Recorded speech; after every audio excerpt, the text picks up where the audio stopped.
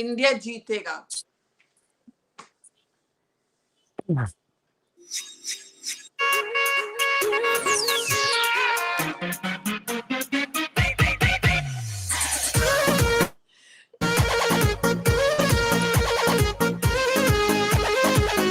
What's happening?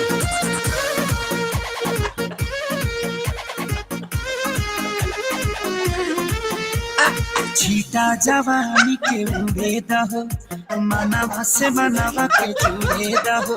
Okay, I'm going to see the match. Fuck all this shit. छीटा जवानी के उड़े दहो. Advaita, are you starting the program? Yes, she is now.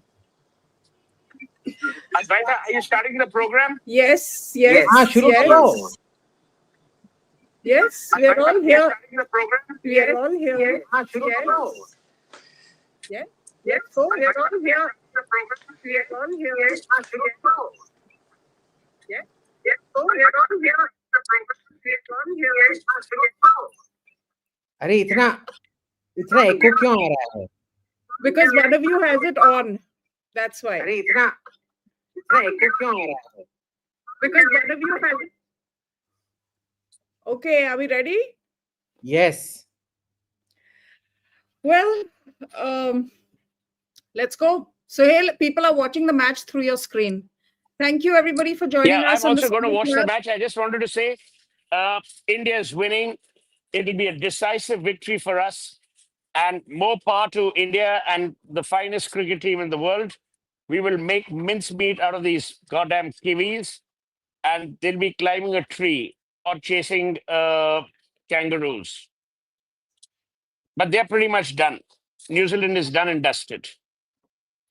Okay. I mean, New Zealand is performing as well as Pallavi Ghosh does, which is with consistency, adroitness, and vigor, but they will still lose. Since you're the only one who knows about cricket on this panel, is there anything else you want to say? No, he's showing off the fact that he's in that VVIP enclosure. Yeah, and so watching the match in I'll Dubai. show you the thing, and then I must Yeah, show us. leave because when I've been outside, we've been scoring really well. So I'll show you the view to all the viewers, and you all must see it. And this is how we are. We're rocking it, boys. We're rocking it. Yeah. We're Yeah, rocking New it. Zealand! Yeah. Yay, New Zealand! You're getting the best view. Would you tell? क्या हो गया? And here. Show us. You're on full screen See now. you. Bye. All the best. Wow. No, but listen, tell us a little. He's gone. That was nice. Yeah, he's gone.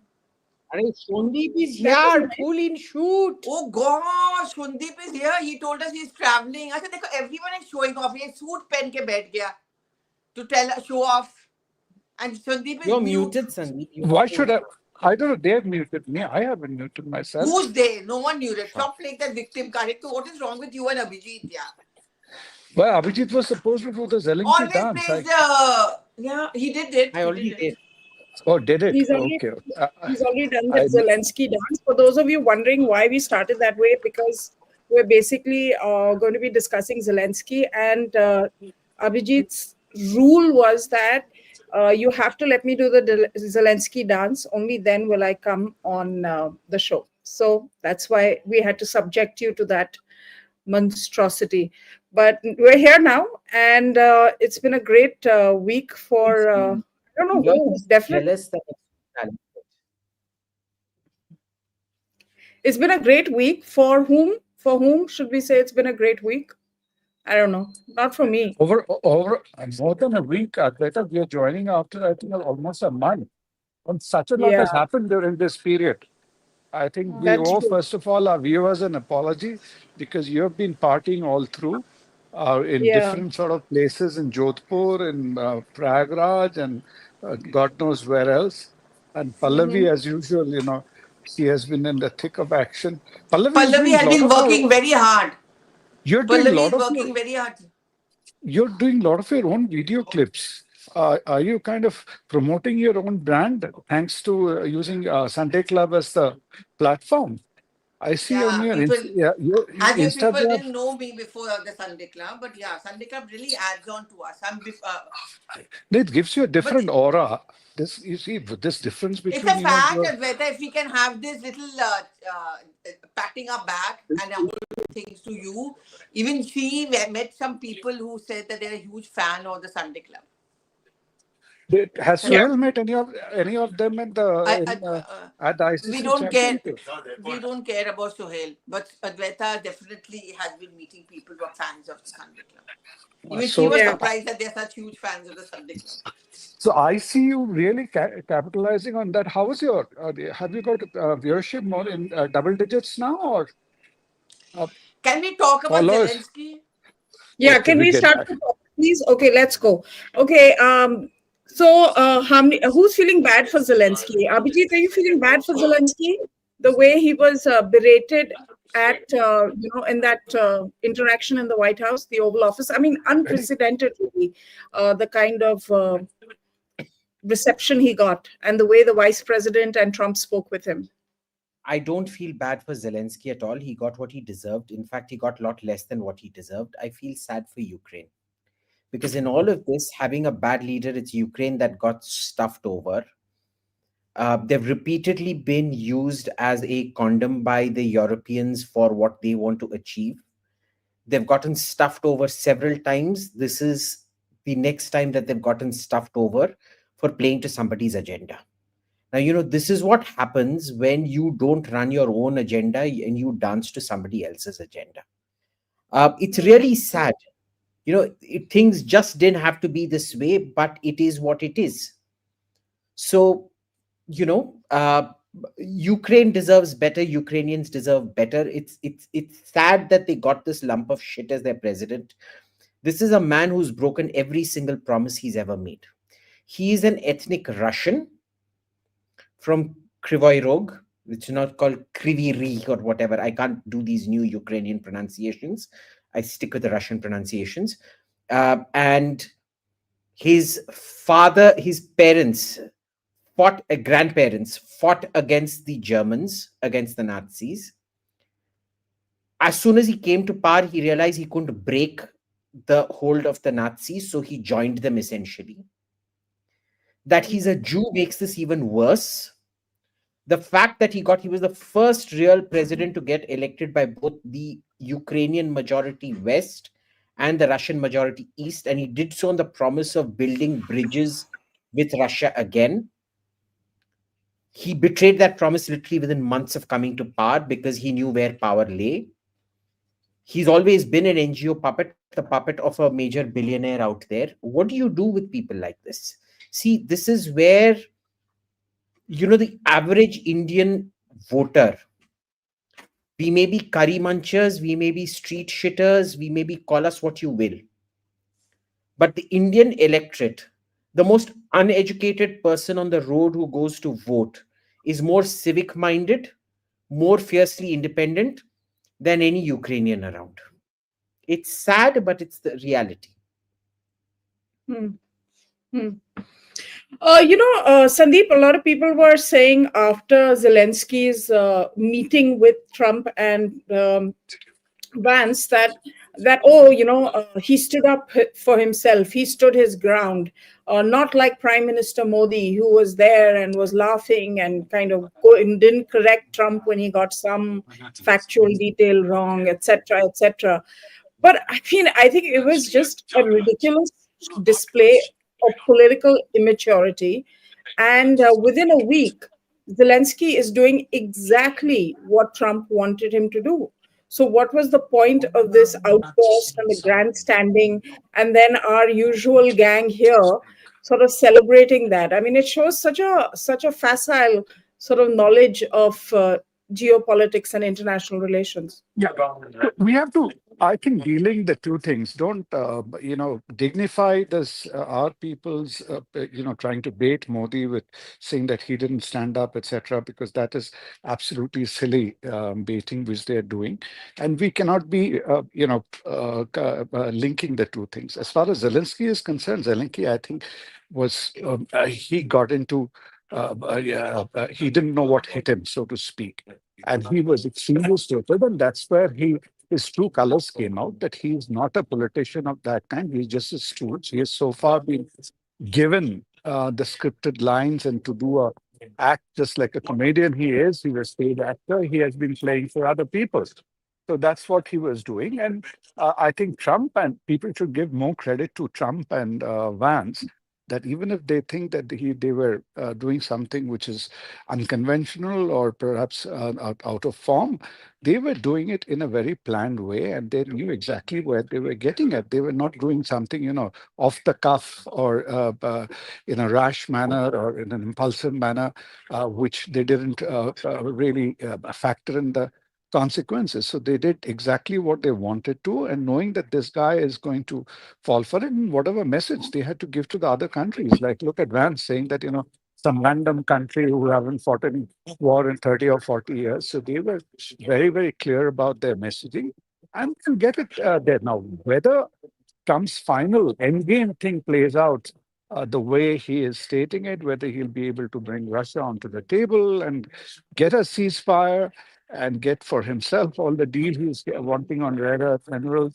and that provide that as a security Raksha Kavach, as you would say, to Ukraine, which would be more than a military cover. So whether all that happens or not, that'll play out in the coming months or weeks, and that'll really test Trump's ability. But I think Trump, in the second term, is very clear. He wants to leave a mark. And he's one of the position he has chosen to be an anti-war president, and that is a plan he is not going to easily abandon. That's my, Okay. reading.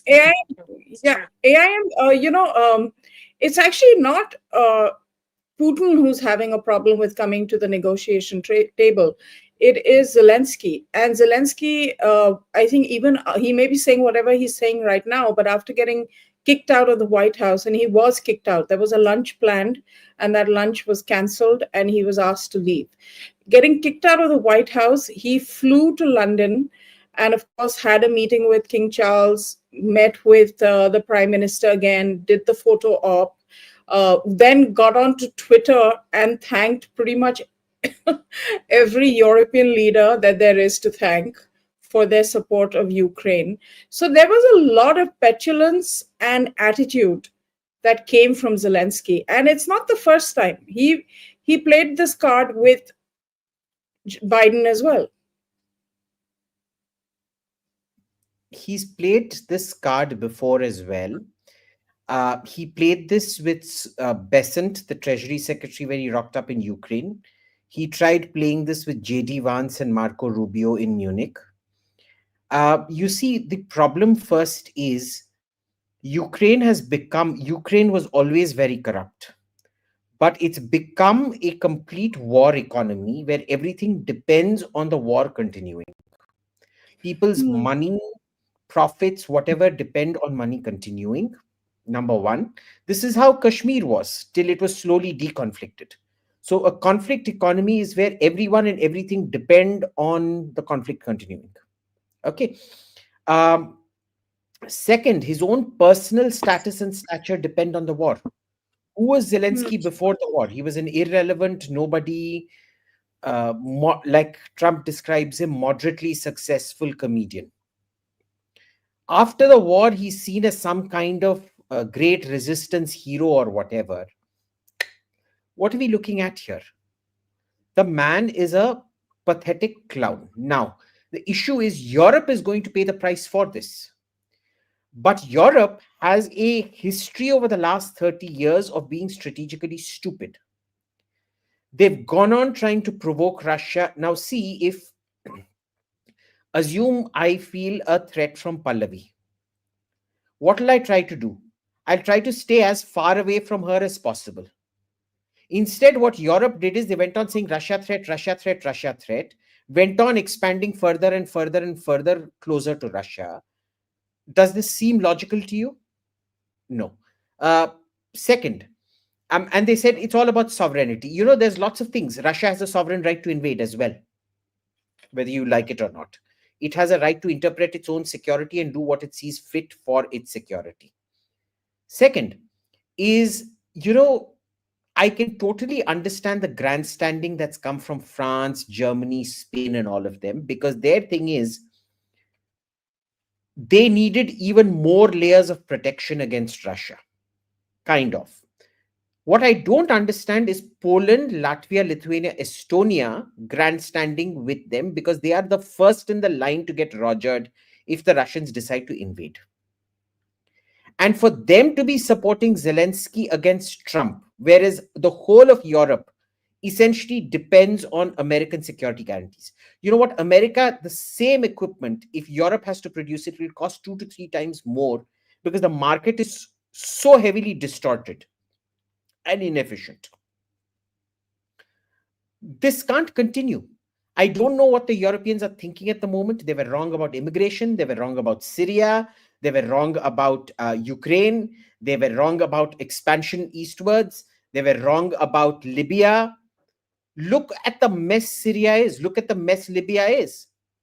Look at the mess that Iraq is in today. They keep making mistake. Look at the mess their own countries are in after immigration. They keep making mistake after mistake after mistake and thinking they're absolutely right. Well, congratulations to you. My only worry in all of this is America is now focused on containing China. Very good. It suits us. For us, our dream has always been a Russo-American alliance containing China, which is what we need. And the one thing we will never tolerate is a Russia-China alliance. It's our nightmare come true. Okay, so our dreams are coming true on one hand. On the other hand, what is happening is Europe's primary threat is Russia. They need somebody to contain Russia. Who better to contain Russia than China? So they're going to start cozying up to China, and all the technology that was blocked off for a while to China. Now, it's not the same level as American technology, but it's not too far. We'll start getting, possibly, if things work out this way, we'll start getting available to the Chinese, which is not a good thing. So there's opportunities, there's plus points for us, and there's dangers for us. What's France's game in it? Why is Macron so kind of gung-ho about this? I'm taking off. Okay, thanks. Ta-ta, bye. So Macron, we need to remember, there was a France during till Jacques Chirac's time, from de Gaulle to Jacques Chirac's time, that had a very independent mindset and thinking. They would have never gone along with this. The problem is, ever since Sarkozy brought Europe into France into much, much greater integration with Europe, militarily and things like that, they've fallen lock, stock, and barrel into this European mindset. Jacques Chirac was actually the one that took the decision to rejoin. You know, under Charles de Gaulle, they had left the NATO. They never left NATO. They left the NATO command structure. Chirac brought them back because he thought it was going to be good. But the way it went under Sarkozy, Hollande, and people like that is they've bought lock, stock, and barrel into this European way of thinking. It is going to hurt them. I don't think they realize how much it is going to hurt them. Because look at it this way. Right now, sure, Russia is a major threat. Tomorrow, when the war ends and Russia ceases to be an immediate threat, the choice for the French voter is going to be, do we want more government money spent towards their very, very luxurious social security and social welfare? Or do they want more money being spent towards defense? What do you think the French voter is going to choose? I think we all know the answer to that, especially when the threat disappears or reduces. Second, you know, I want all our viewers to Google the Pluton missile and its successor, the Hades missile. The Pluton was a 120, 150 kilometer range nuclear missile, which was meant to be fired into the Rhineland, the part of Western Germany, which borders France. In case the Soviets managed to defeat the Germans and enter were poised to enter French territory. And what ended up happening was the French thinking about that was rather, this was in the 60s and 70s, was that, it's serious enough if we launch those missiles that Russia will know you've crossed a red line, but we're not threatening Moscow, Minsk, Kiev. All of them were part of the same country, the USSR at that time, so same thing. And so we would draw red lines. Now, the issue is when in 1984, when they brought in the replacement missile, the Hades, the people who protested the most were the Germans. And they said, you're going to use this against German territory, stabbing the German soldier in the back, the same German soldier who is fighting until his last breath, trying to protect France and prevent the Soviets from entering France. So, there are huge contradictions even in European security policy like this. Now, remember, a non-nuclear state military thinks very, very different from a nuclear state military. Military strategy is impossible to coordinate over multiple countries unless you have one hegemon like the United States. Who is going to take over that hegemony? And Britain's thinking, even though it's a nuclear power, is very different because it has the luxury of the English Channel separating it. So you will have extremely different viewpoints on defense, which will be impossible to coordinate, which will be impossible to fund. This isn't going to work. Let's see. This is going to turn into a big shit show. Okay. Let's move on from that. The other thing that we have seen this week is actually Justin Trudeau taking on Trump and having some very hard words to say to Trump about the tariffs and about the fentanyl, and saying that this is just an excuse. And that video, Trudeau doesn't usually get a lot of international press, but that video on CNN has gone viral, that 20-minute monologue that he had taking on Trump. And relationships between Canada and America, safe to say, have never been as poor as they are today. What do you make of this, AIM? And I want to get Pallavi in also now. I'll get Pallavi in, no. Yeah, Pallavi? I can talk from the sense of Canada and America. I'm not as good as Abhijit or you in international affairs, but this much I can tell you that I found Donald Trump's that comment very interesting, and I think it was very telling, and I think it's also very true, where he's saying that Trudeau's trying to make a comeback. He's trying to win the election, so he's trying to stand up to us, and we are not going to be helping him in doing that. I have a lot of friends who've gone to Canada, who settled down there, and they are not very happy at all with the situation. They actually hate. And I'm not just talking about Indians who are going there for a short time, but who actually, and there are lots of journalists, there are lots of journalists who've left journalism, who settled down there for years, and they're working there, so they become citizens there, and they really want Trudeau out. They're saying this standing up. I mean, I was speaking to one of them after Donald Trump's comment, and they said, this standing up and all is complete bullshit. People are angry there, they are seeing through it, and they see this as an last ditch or a feeble attempt by Trudeau to kind of show to his people, look, I am Rambo, I'm going to stand up to a superpower like in America. And I don't think that's working too much. For the people who are there, they're a huge problem of jobs. They're actually huge problems of jobs. Things are becoming more and more expensive on the ground. These are huge issues over there. And the last thing they want is a belligerent America which wants to teach Canada a lesson, because they know that what it really is going to mean for them in the end. So Trudeau may, I think I find that a lot of similarity between Trudeau and Zelensky, because both of them are trying to address their constituency. One who doesn't have one at all like a Trudeau, and one Zelensky who thinks he has one, to show that they are Rambos. We are macho, and look, we can stand up to America. That's the big dream of many leaders. Many would say that kya dream bhi hai, let's be realistic, but that's the way they see it. Yep. And Pallavi, one of our viewers has got a question for you. He's saying she wants to know about Shama Mohammad's comment on unfit, and I don't use the word FAT, Rohit Sharma. So, Pallavi, how is the Congress responding? Rohit Sharma, by the way, is killing it, even as we speak. He's doing very well. He's crossed 50, Just crossed 50. Yeah. Look, let's So, be clear, New Zealand Pallavi, is how going did to the win. Congress respond? Huh? क्या? New Zealand is going to win. Okay. New Zealand. Pallavi, But no. Pallavi, how did Congress react to this? Because Sharma was all over the news, and was getting chased around by the media, asking all kinds of questions. Now, Sharma is someone who's really really into fitness. Okay, this I know because I know her personally as well. She's very into fitness. In fact, she discusses it with me as well. So this is something that is like very kind of part of her conversational repertoire, so to speak. But how did like the Congress react?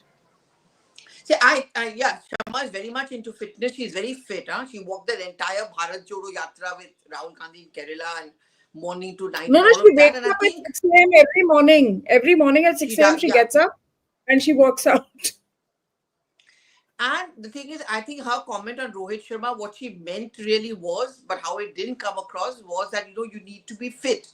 But what the problem became was that not being fit linked with to a poor performance. I mean, now the same Rohit Sharma, who's considered to be fat, is doing well. I think that the Congress party, of course, took it very badly. I mean, behind the scenes, I remember they first called her up and they said, you have to delete the tweet. So she said, okay, fine, I'm going to delete the tweet. The arrangement which was made was that, she's going to come up with a statement where she'll say that, I don't want to hurt anyone, blah, blah, blah, and apologize and all of that.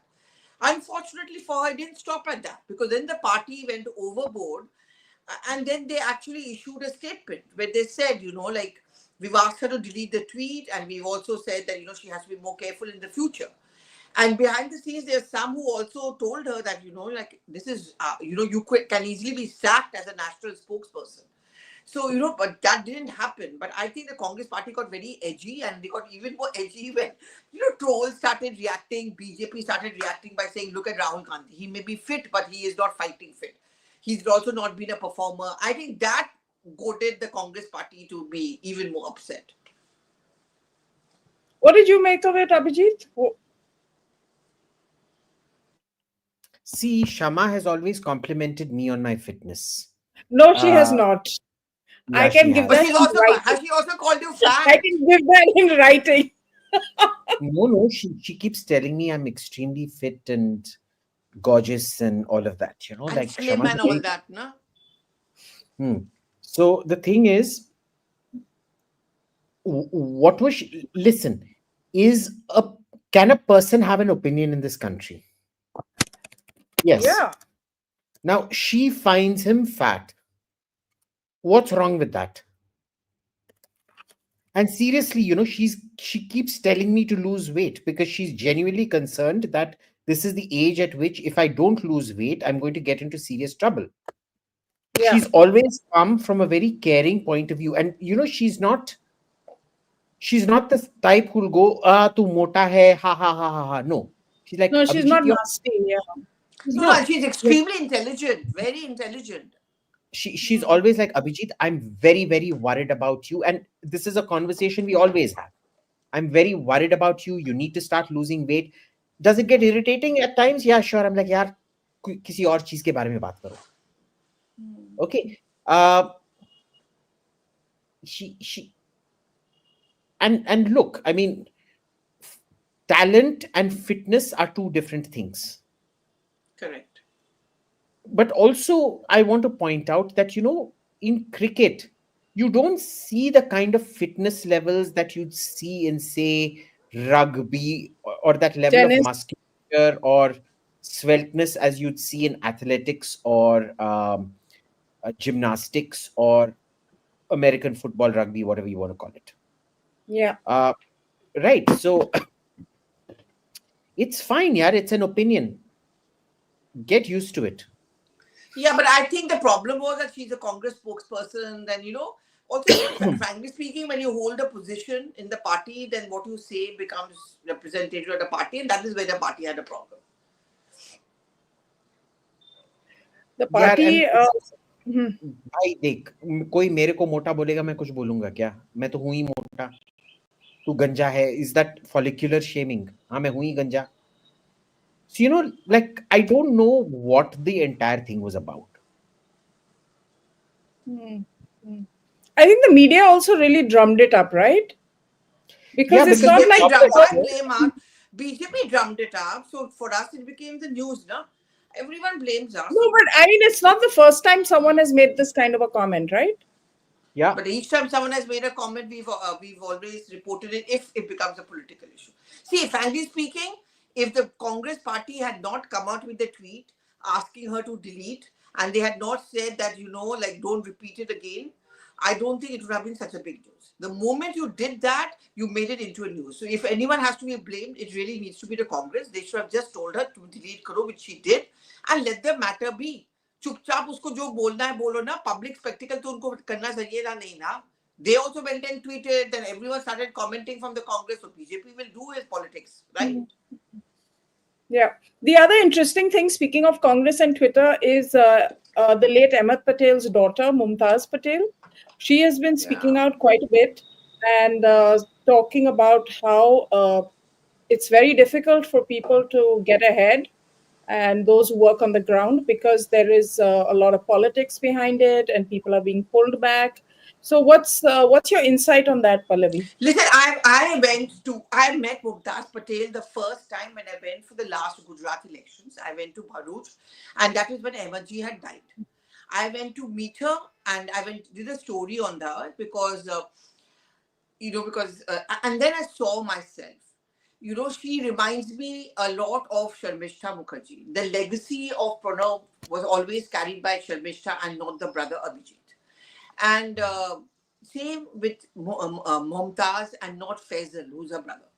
Mumtaz Patel would always work behind the scenes with her father because AP was very clever one thing कि खुलेआम मेरा कोई बच्चे will not come into politics, which is why she had this political urge but never came out of it. That's where the difference with Sharmishta lies, because Sharmishta contested elections while Pranab Mukherjee was very much alive, but by that time I think he had become the president or something of that sort. Yeah, he had become the president. So she knows each and every worker in Bharuch. I was standing and waiting for her for an hour and a half. She was out and about, and I was watching her from far. She didn't know I was there. And she knew the workers, she knew them by name, they were walking up to her, and they all actually saw Ahmed Patel in her. I think a sense of hurt came from the fact that that seat was given away to the Aam Aadmi Party by the Congress Party in that alliance that they had. And that is where she's upset about it. And AAP won from that seat. So she feels bad about it. Then Rahul Gandhi was in Gujarat recently and he said, 3/4 of the workers of Congress in Gujarat are in cahoots with the BJP, ऐसे लोगों को निकाल देना चाहिए, शादी का घोड़ा, and all of that. And she really, I think there were people close to her who expected that she would get a ticket for Delhi elections as well. Okla and all of that, because she actually lives over here. She's very much from Delhi also, but she keeps on going to Bharuch and here and go. So she didn't get it here. My only problem with the Congress party is, yes, they have a right to choose who they want to bring in. But when they have bright people who are ready to work, who are aggressive, they don't want to give them a chance. Her And brother has left, right? Her brother's yeah, quit the but the party. brother also had health concerns. So brother was not too gung-ho and anything about it. She's very keen to join politics. I don't think it's fair to say that she should be given a chance because Ahmed Patel ki beti hai. I've seen her on the ground. I have actually seen she has a chemistry with the people. She's extremely hardworking. She goes and campaigns. Despite the fact that in Bharuch, the seat was given to AAP, she went and campaigned for the Congress plus AAP over there. It wouldn't have been easy. Her father is actually very, very well known still in Bharuch. I mean, you have to go there. Everyone knows Ahmed Patel ka ghar kaun sa hai. So I don't understand why the Congress party doesn't take in these people here. Don't have to give them a position, but just involve them. This is the problem. Abhijit, we've spoken a lot about, the way the Congress treats its upcoming leadership, its young leadership. If it's viewed as anyone who can challenge Rahul Gandhi in the future, then that person is discouraged and sidelined. Mumtaz Patel doesn't seem to give that vibe. Why do you think it is that she is being sidelined in the way that she's claiming to be? Look, I think it's basically because Rahul Gandhi wants his people. He doesn't want legacy hand-me-downs. He doesn't want the legacy. He wants everybody to be his banda, who is grateful to him for growing up in the party. You look at the entire inner circle, they're all people who are growing because of him. growing, as in whatever that means in the Congress these days.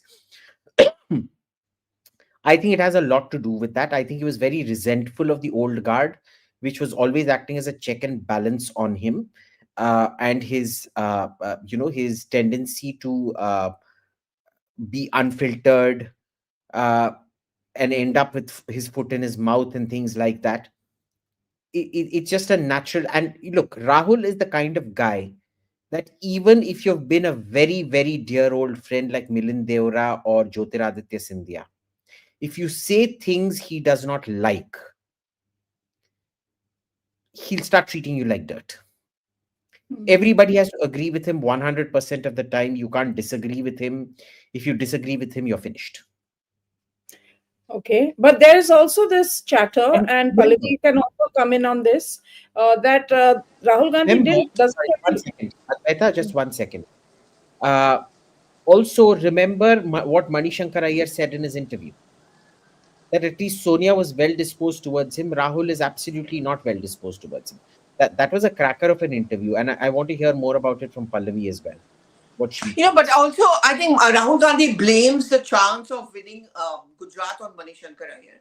I agree with Abhijit totally. See, there are 2-3 things quickly I'll say. See, I remember last Gujarat elections when all the trio were there, the Hardik Patel, Jignesh Mewani, and the other one I'm forgetting, the third one. Anyway, the three of them were there. Only one of them remains now with the Congress, which Thakur, is I think Thakur his name was, Alpesh Thakur.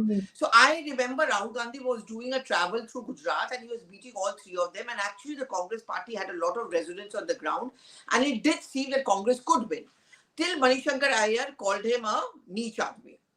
That is when Modi came out, and he spoke in Gujarati and Gujarati Asmita and all of them, and then we know rest is history. Congress lost in those elections.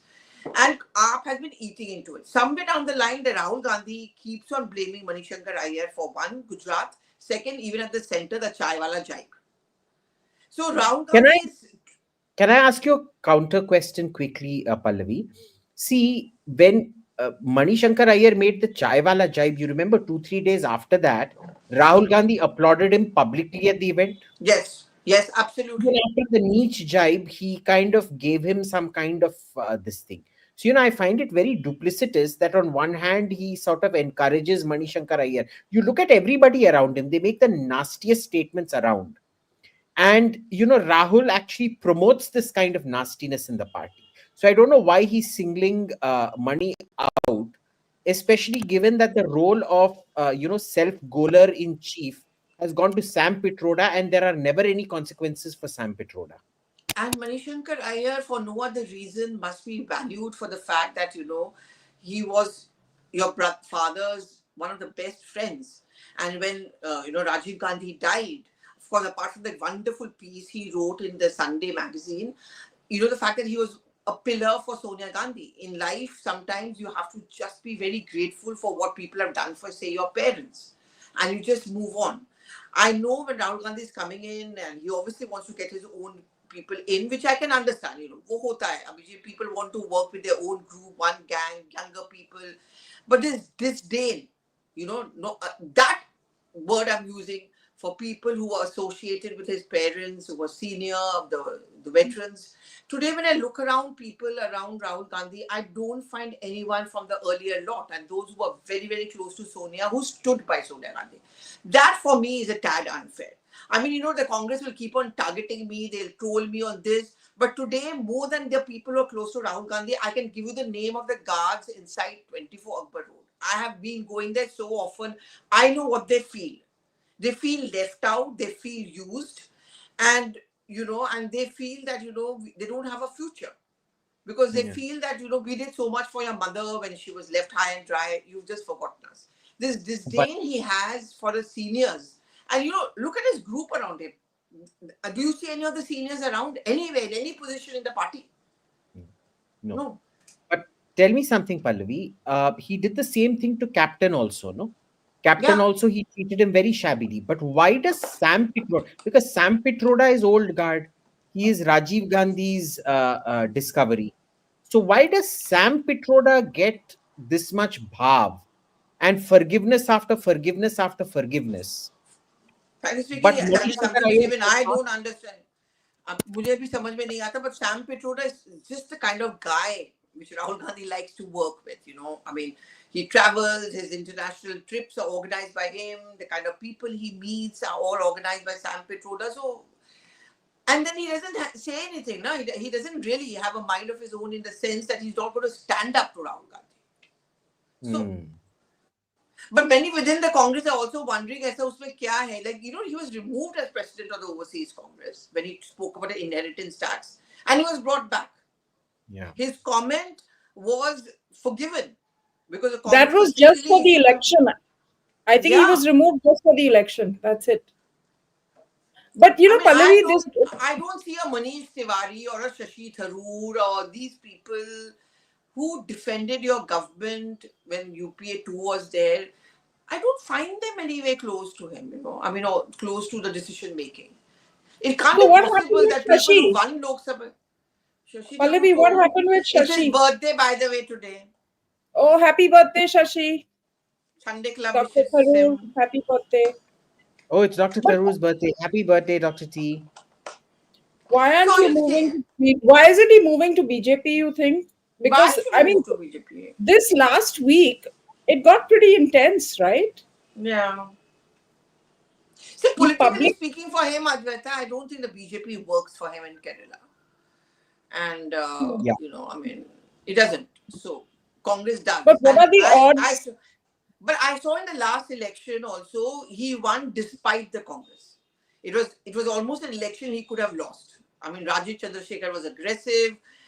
Their anti-incumbency was very, very strong against him. The left also seemed to be ganging up against him. Congress under they were ganging up. No one was. See, he did his campaign on his own. He never got any support from the party. You know, like when you go out and campaign for elections, the party workers should also come and help you. Nothing of that's what happened for him. So he won despite the Congress, and I think he's going to survive despite the Congress. And as he said in And the podcast in a different context, that I have other options. So Shashi Tharoor today, whatever we may say, has become a kind of a cult for a large number of young people. So I guess, and let's be clear about it. It's entirely KC Venugopal who's going out on a limb to sabotage and undermine Shashi Tharoor. Huh? see, Whether we they're not like it just or him. not, There are many who want to be the CM, but I'm not so sure yeah. that Shashi Tharoor wants to be the CM. I mean, if Well, he's realistic, he should understand that he can't be the CM, but then, yeah, you can't grudge him. I think he there, wants to have there are more and more at say least in Kerala politics, yeah. there are at least 5 people uh, in contention in Kerala who hate Shashi, Yeah, more than who are that. going after him.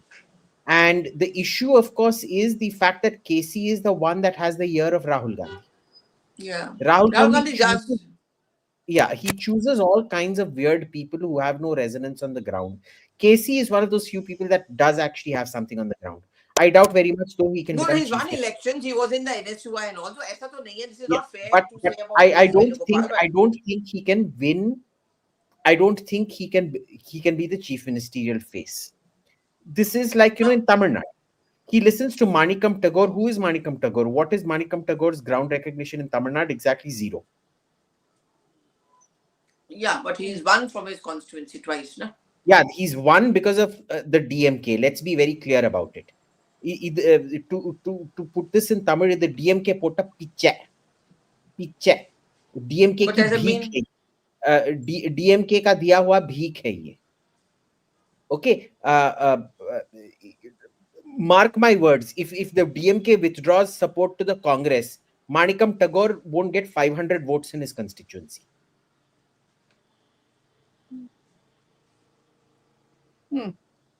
But this is the kind of people that Rahul. What stops someone like Shashi Tharoor from starting his own party in Kerala? Because Tharoor versus Kerala Congress is an old story. They've always resisted him. They've never supported him during his elections. And also now it seems he was in favor at the center, but that also seems to be dwindling with this new change of guard. And the fact that he stood for Congress president. Since then, But it's I don't been know kind why of a they should be battle. upset with him. I think he proved the Congress argument right that unlike the BJP, we have real competition. And he really contested as a professional. And, he would campaign and letters and talk to people. He did that. 1,002 votes he got, which is not too bad at all. I don't know. I think it's not just KC Venugopal. I mean, I don't understand. I wouldn't go by that. I mean, I think right the day that Shashi Tharoor decided to contest, 2009, I think no one from the Kerala Congress liked him. Because for them, he was an outsider. He had a mind of his own. He didn't need them. He would campaign. And even now, I mean, he's every weekend in Thiruvananthapuram. He doesn't need his office staff. He has his own small office staff. He does his own thing. And yet he's popular. So the Kerala local Congress leaders are not too fond of him. But remember, he really works for his constituency. Yeah, he does. All his constituents love him. Okay, remember that his thing is he's not dependent on the power structures of the Congress party. And the party. He's not dependent on the He party. has created his own private bridge to his own constituents, which is why he has bucked every single Modi wave, and in every election till the current election, he went on winning by larger and larger and larger margins. This time the margin came down for one reason alone, because Rajiv Chandrasekhar contested. It was, and Rajiv is total workaholic. When he goes in, he's like super aggressive. He'll just go punching, and he'll like totally he puts everything into it. And also his anti-incumbency was quite strong. And he also ticks the same boxes as, say, a Tharoor would, the younger people, exactly, savvy, those kind of things. So it was a very well thought out candidate. Very well thought out candidate. It was the perfect match for him. Urbane, sophisticated, can talk to an international audience. Yes, correct. There's lots of NRIs in that constituency, so he talks to the NRIs and things like that. So it really works. Now, it begs the question: how have you not found a larger role for Shashi Tharoor within the party? Yes, he's being completely underutilized in his current post. Everybody thought he was just a Rajya Sabha type. He turned out not to be a Rajya Sabha type. He's actually turned out to be both a very good parliamentarian and a very, very good candidate for his constituency. I've literally seen where, people will call up and they won't request him also. They'll tell him, my son needs to get admission to this school. You better call them up. And he's literally like a dog to them. He'll literally call them up and make the calls, and he'll call back his constituents. And these are just ordinary people calling up. He's a gentleman politician, actually. No, he has a huge team, both in Thiruvananthapuram and in Delhi. And their only work is that people write to them, email, and each one of them are expected to respond on behalf of Shashi Tharoor. They check with him, so he responds, yes, no, jo bhi ho, they do. And it's not that, it's just that he's a very old style kind of a data still, yet being a new style. Exactly. He checks every single response. Yeah. It's not that they take decisions for him. Everything he will tick off. Meanwhile, our highly intellectual audience is discussing this on the chat. But tip tip barsa pani. The lyrics. Okay, Pallavi, I missed this completely. RG said something about an RSS agent in the Congress. This sounds very interesting. I told you now. He never used the word RSS. He said when he was in Gujarat, and that's where the Mumtaz Patel issue came up. He said that आप लोगों में बहुत सारे ऐसे हैं जो BJP से मिले हुए हैं. And Digvijay Singh and all of them, tweeted to him, I quote tweeted and said that, he's absolutely right. Because when I was in Madhya Pradesh, I used to find there were lots of people who would tell us, don't be so harsh on RSS because our Hindu votes chale jayenge and all that stuff. So this comment of Rahul Gandhi is the one which also has evoked that response from Mumtaz Patel that I want to work for the party also, but I don't get a chance. So then, so that's what the controversy is all about. And he does think Pallavi, one more thing. There is this chatter, and maybe you can clarify that Rahul Gandhi was not very fond of Ahmed Patel, and that is somehow even a reason for this. I don't know whether I'll use the word not fond of, but yes, he never got along with Ahmed Patel. That's a fact. Yeah. That's a fact that Ahmed ji was increasingly kept out in the loop. And as long as Sonia Gandhi was active, even when Rahul Gandhi was around, then Ahmed Patel was active.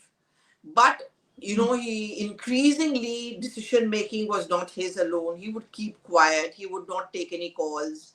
He would not respond. And he was sidelined. Yes, I would certainly say that.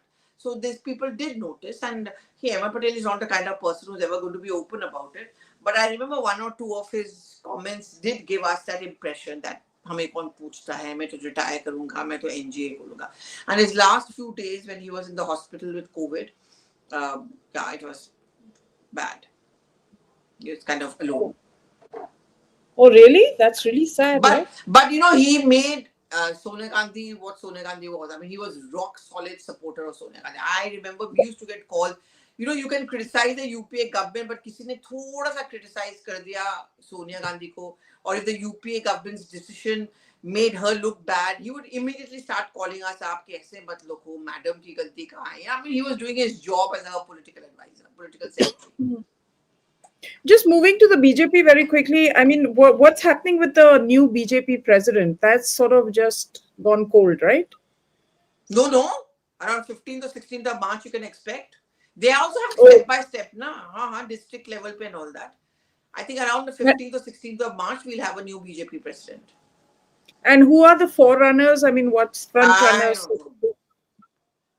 What do you think, Abhijit? Look, it will be somebody we've never heard of. I hope it's Mamaji, but it's not going to be Mamaji. No, I don't think it's going to be Mamaji. Could be Khattarji. Who knows? Could be Khattar. Someone who's also worked. RSS also likes him. Someone who's also worked with Modi very closely. Low profile. That kind of stuff. I don't think it's going to be a woman though. Well, they've just made a woman CM. So I thought it's going to be a bit too much, So I think that kind of dilutes that. And a final question, Abhijit, one of our viewers had asked it, and I think it's important. It's what's happening in Syria with HTS and how they're attacking the Alawites. And it's like a massacre. And we all saw that coming. But the powers didn't. Do you remember when the Assad regime fell? I certainly wasn't expecting them to fall because on the ground, the troops this was a collapse of morale because all the forces and equipment, everything was there. But at that time, I had said, this is not the end of the civil war. This is the beginning of a new stage of the civil war. That's exactly what you're seeing. There is no end to the civil war. This is just part, I would say, the initial part of the civil war is where Assad was almost defeated. The second stage was when the Russian intervention happened and Assad started winning. The third stage was the ossification of the civil war. For 2-3 years, it was that, Assad seemed to have almost won and silent lines. This is stage 4, which is the victory of HTS and the splintering and much more micro civil war. This isn't going to be government versus some kind of a semi-unified opposition. This is going to be 12, 13 different factions that keep going for each other's throats. This is probably going to be the worst part of the civil war. I have to go. Pallavi, last question. One of our viewers has been asking this. Advait, obviously very smart viewer with a name like that. What's the agenda for Parliament? It's a long Parliament session, 1 month.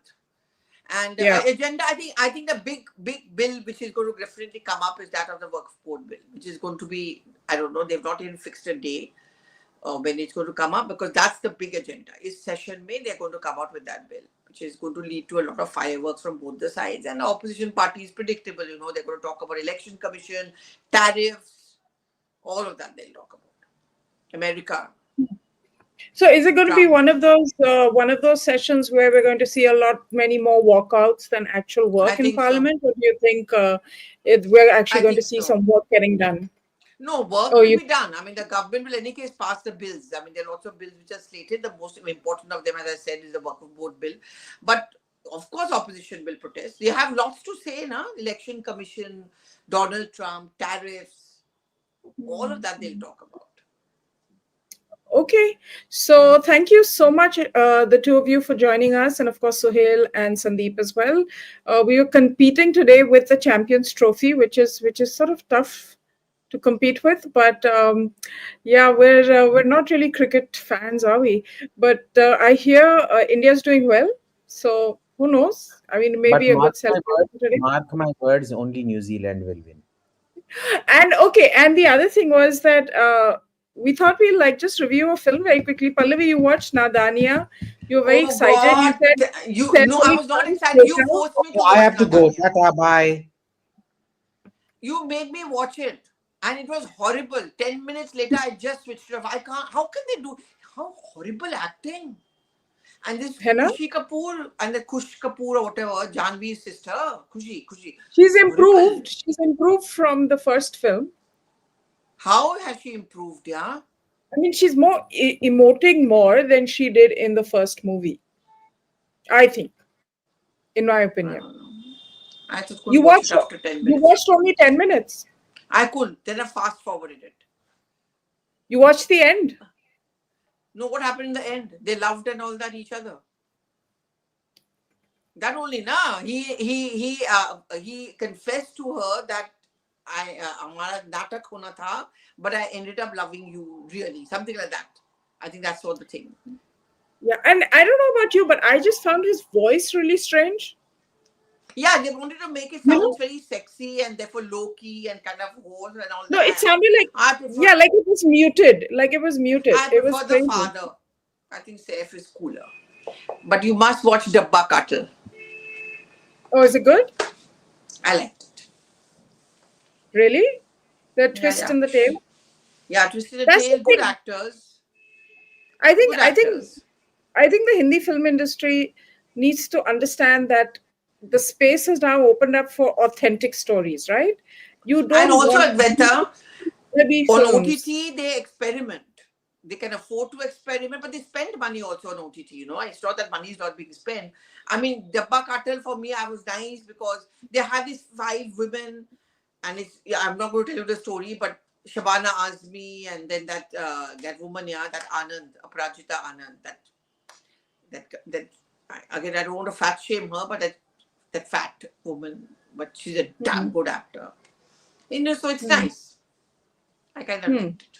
So you recommend Dabba Cartel. So everybody, Pallavi watches pretty much everything, okay? I watch, and I'm watching Crime Beat on Z Cafe. Please watch that because that's based on the Commonwealth Games and it's about a journalist who broke that story. So. Oh, is it good? Who's in Crime Beat? All new actors. All those not new actors. I mean, the OTT actors. I don't know his name. No, this is the new actor. The one who's Abhishek, who's a journalist, is someone new. And who's the journalist? New, but who's it based on? The Commonwealth Games. No, but who's the journalist that it's based on? Who broke it? But I think I'm the Dainik Bhaskar journalist. Okay. Yeah, I mean, you know, OTT. But on the flip side, I have to say, I started watching this show called Do Paiye, which is, you know, in terms of its treatment and everything, is in the panchayat and gullak phase, frame. But now even those stories are becoming so derivative, and this is the problem with industry. You know, if one thing works, then you'll have 100 stories who are like that, and they'll just kind of juice the interesting and the exciting aspects of that out of the genre. And unfortunately, that is also what is happening in the light rural or two-tier India space. Unfortunately, I just wish that new concepts came up more often than they do. But yeah, so we're going to recommend Dabba Cartel this week. What we're going to do, if you guys like this, we can recommend films or OTTs at the end of Sunday Club, just so that, you know, it's all politics. If you do think that's a good idea, quickly tell us in the comments so that we know.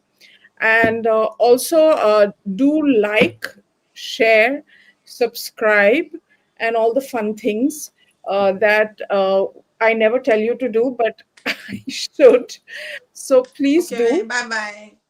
And thank you, everybody, for watching. And okay, we're getting yeses. So I guess that's good. But thanks, everybody, and see you next week. And if something, of course, comes up in the week, we'll be back. Bye for now. Bye-bye.